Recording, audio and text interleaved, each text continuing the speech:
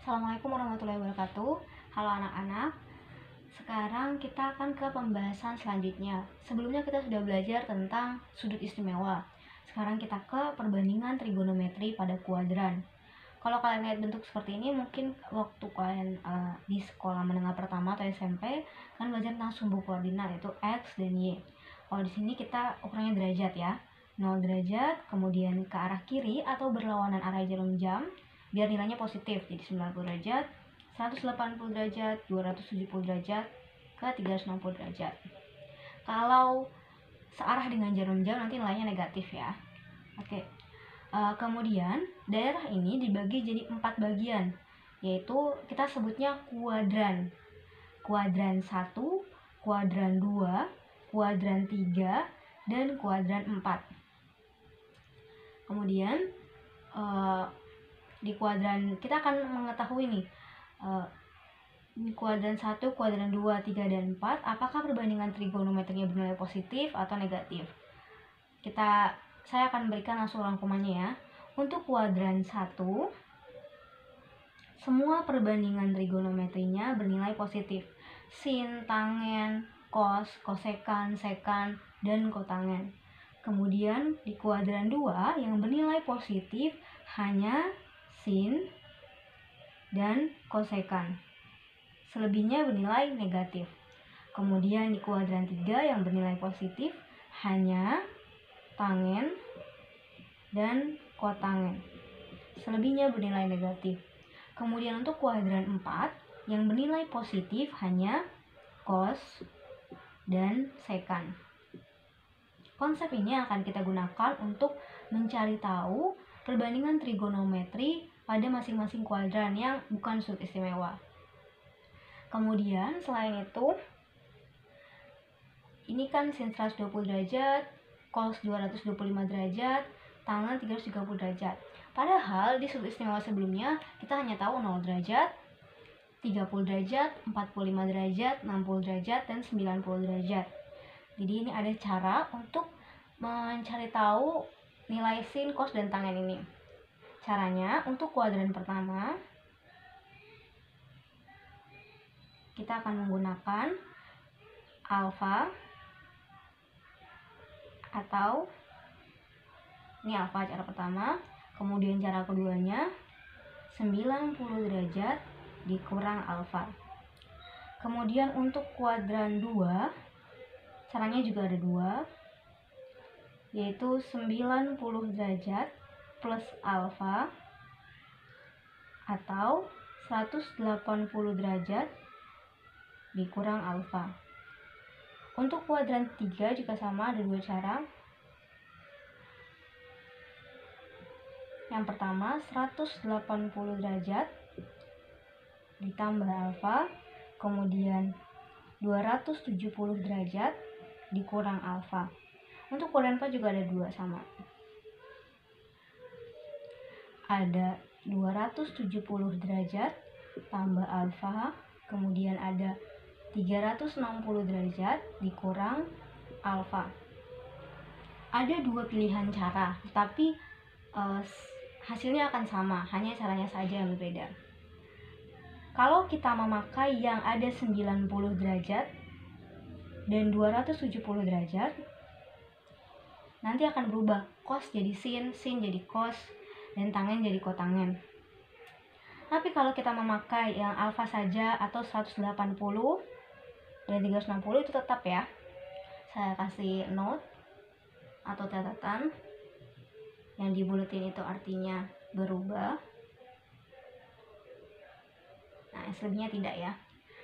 Contoh, sin 120 derajat. Sin 120 derajat itu tidak ada di sudut istimewa. Ini kita bisa cari dengan cara ini. Sin 120 derajat ada di kuadran berapa? Ini kan 90 derajat, 180 derajat. Berarti ada di antaranya kan? Karena di antaranya berarti ada di kuadran 2. Sin di kuadran 2. Kita bisa pakai, untuk contoh pertama saya akan kasih tahu dua-duanya ya. Sin kita bikin yang 90 plus alfa. Jadi alfanya itu 90 plus berapa yang hasilnya sama dengan 120? Ya, 30 derajat. Seperti ini. Kemudian saya bilang tadi kan yang untuk 90 sama 270, maka akan berubah sin jadi cos dan cos jadi sin. Maka ini sinnya berubah jadi cos. Kemudian karena kita pakai 90 ya. Kemudian untuk di kuadran 2, sinnya apa? Positif atau negatif? Positif ya, maka nggak perlu kita tulis positif. Yang kita pakai belakangnya aja. Cos 30 derajat. Cos 30 derajat sama dengan ya, setengah akar 3. Kemudian kalau kita pakai cara yang 180, jadi sin 180 derajat dikurang berapa biar jadi 120? Ya, dikurang 60 derajat. Untuk kuadran 2 kan tadi sinnya positif ya, nggak perlu kita tulis. Karena kita pakai 180 derajat, maka sinnya tetap ya, sin yang kita pakai angka belakangnya aja. Ini kan ada sin 60 derajat ya di sudut istimewa. Berapa? Ya, setengah akar 3. Jadi mau pakai cara pertama atau kedua, hasilnya akan sama, tergantung kalian lebih mudah memakai yang mana. Tapi saran saya pakai yang 180 derajat dan 360 derajat, dia tidak berubah, jadi tidak membuat kalian bingung gitu ya. Sekarang untuk contoh berikutnya, 220 cos 225 derajat ada di kuadran berapa? Ada di antara 180 dan 270 ya, berarti di kuadran 3. Sesuai saran saya kita pakai yang 180 plus alfa ya. Berarti sama dengan cos 180 plus berapa yang sama dengan 225? Ya, plus 45 derajat.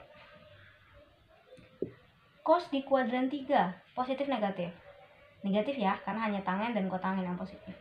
Negatif karena kita pakai 180 jadi tetap cos. Kita ambil angka paling belakangnya. Oke. Minnya kita tulis lagi, cos 45 derajat ya, setengah akar 2. Kemudian tangen 330 derajat, berarti kan ada di antara 270 derajat dengan 360 derajat. Maka kita bisa pakai tan, kita ambil yang 360 ya biar nggak usah berubah. 360 derajat dikurang, biar jadi 330 derajat kurang 30 ya, kurang 30 derajat. Tangen di kuadran 4, positif negatif? Yang positif di kuadran 4 hanya cos dan sekan ya, jadi tangannya negatif. Karena kita pakai 360 derajat jadi tetap tangen. Tan, kita ambil belakangnya 30 derajat. Minnya kita tulis lagi, tan 30 derajat berapa? 1/3 akar 3. Oke.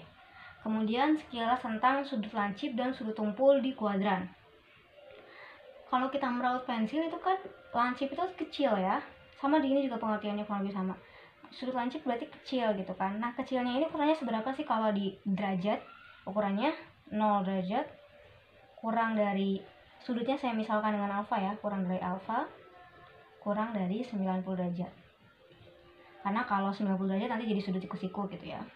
Kalau sudut tumpul kalau di ukuran derajat berarti 90 derajat kurang dari alfa kurang dari 180 derajat.